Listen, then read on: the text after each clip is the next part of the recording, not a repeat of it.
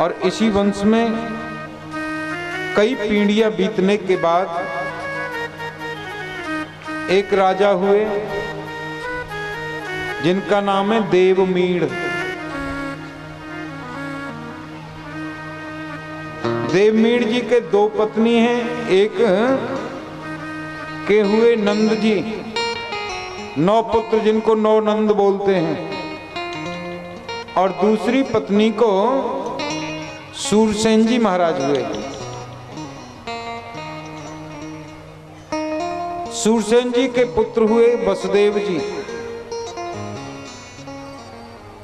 वसुदेव जी की 7 पत्नियां थीं, पौरवी, रोहिणी, भद्रा, मदिरा, रोचना, इला, देवकी, प्रमुखा, आसन, पत्ने, आनक, दुंदुभे। 7 पत्नियां थी, सबसे छोटी पत्नी थी देवकी।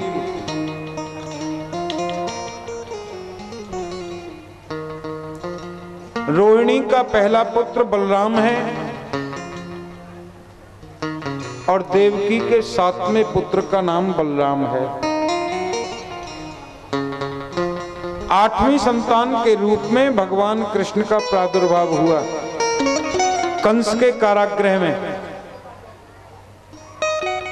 मथुरा में जन्म लिया, गोकुल में पलना झूला, उसके बाद वृंदावन आ गए।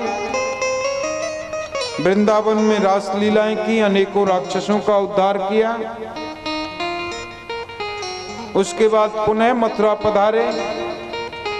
मथुरा में कंस का उद्धार किया, कंस को मारा। फिर अनेकों वर्षों तक मथुरा में निवास किया। फिर देखो मथुरा भी छोड़ दी, द्वारका चले गए। द्वारका में बहुत वर्षों तक प्रशासन किया प्रजा का,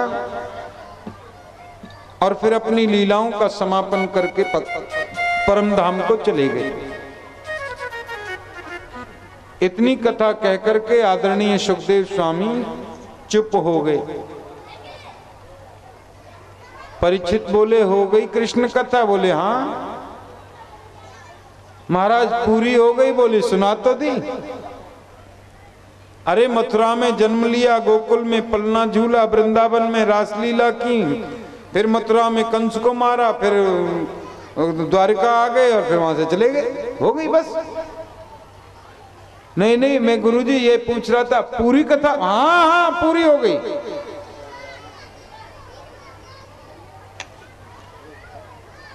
सुनो, हमारे आपकी तरह नहीं चल रही थी कथा। 2 बजे कथा का टाइम है, तो 3 साढ़े 3 बजे तो श्रोता आते हैं सुनने के लिए। व्यास जी जब तक आधी कथा कह चुके होते हैं तब पधारते हैं। सबसे बाद में आएंगे और सबसे आगे बैठेंगे आकर के, है ना। और फिर जो व्यवस्था संभालने वाले हैं वो नहीं और फिर इधर से बोलेंगे, फिर उधर से नहीं। ऐसे थोड़ी कथा चल रही थी। कोई ऐसे बैठा है, कोई ऐसे, कोई ऐसे, और कईयों को तो देखता हूं व्यास गद्दी की तरफ सीधे चरणों को कर लेते हैं। लो महाराज करो दर्शन और बाँचो कथा। बोलो जय गोपाल जी की। पानी की सेवा बीच बीच में चली रही है। ऐसी कथा नहीं थी। न भगवान सुखदेव ने जल पिया, न परीक्षित ने एक घूंट पानी पिया। सुखदेव प्रभु बोले, राजन आपको भूख लगती होगी, प्यास लगती होगी, थोड़ा जलपान कर लो, फिर मैं विस्तार से कृष्ण कथा सुनाऊंगा।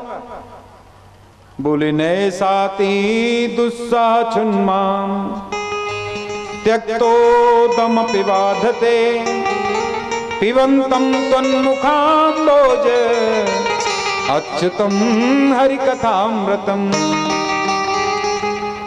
आपके मुख रूपी चंद्रमा से टपकने वाली कृष्ण कथा रूपी अमृत को मैं पी रहा हूं महाराज, मुझे भूख प्यास नहीं लगती, आप तो विस्तार से सुनाओ। हमारे आपकी तरह थोड़ी अभी 10-15 मिनट ऊपर हुए घड़ी देखना शुरू कर दिया। कृष्ण जन्म वाले दिन, राम जन्म वाले दिन तो 2-2 घंटे लेट तक चलती हैं कथाएं। लेकिन चिंता मत करो, मैं ज्यादा लेट नहीं करूंगा। हाँ, लेकिन आरती से पहले किसी को उठना नहीं है। ज्यादा 15-20 मिनट लेट होगी और ज्यादा लेट नहीं होगी। तो देखो, भगवान सुखदेव ने कहा, राजन, अयोध्या के जो अधिपति हैं, मथुरा के जो राजा हैं, उनका नाम है उग्रसेन जी महाराज। उन्हीं का बेटा है कंस। बड़ा हो गया तो अपने पिता को ही बंदी गृह में डाल दिया, अपने आप राजा बन गया। कंस की चचेरी बहन है चाचा की बेटी देवकी। वसुदेव के साथ उसका विवाह किया। इतना प्यार करता है देवकी को कि अपने आप स्वयं रथ चला करके कंस ले जा रहा है विदा करने के लिए। आकाशवाणी होती है कि पथि प्रग्रहिणम कंस मां भास्याः शरीरवा अस्यास्त्वा अष्टमो गर्भो हंतायाम बहसे बुधे। अरे कंस, जिस बहन को तू इतने प्रेम के साथ विदा करने जा रहा है, उसी का 8वां गर्भ तेरा काल हो। आकाशवाणी को सुना, क्योंकि बड़ी जोर से हुई थी आकाशवाणी। इतनी जोर से हुई कि कथा में जितने भी सो रहे थे सबकी आंख खुल गई। बोलो जय गोपाल जी की।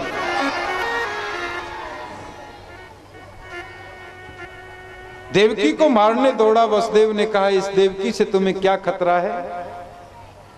मैं वचन देता हूं, जब तक 8 पुत्र नहीं हो जाएंगे तुम्हारे कारागृह में बंद रहूंगा।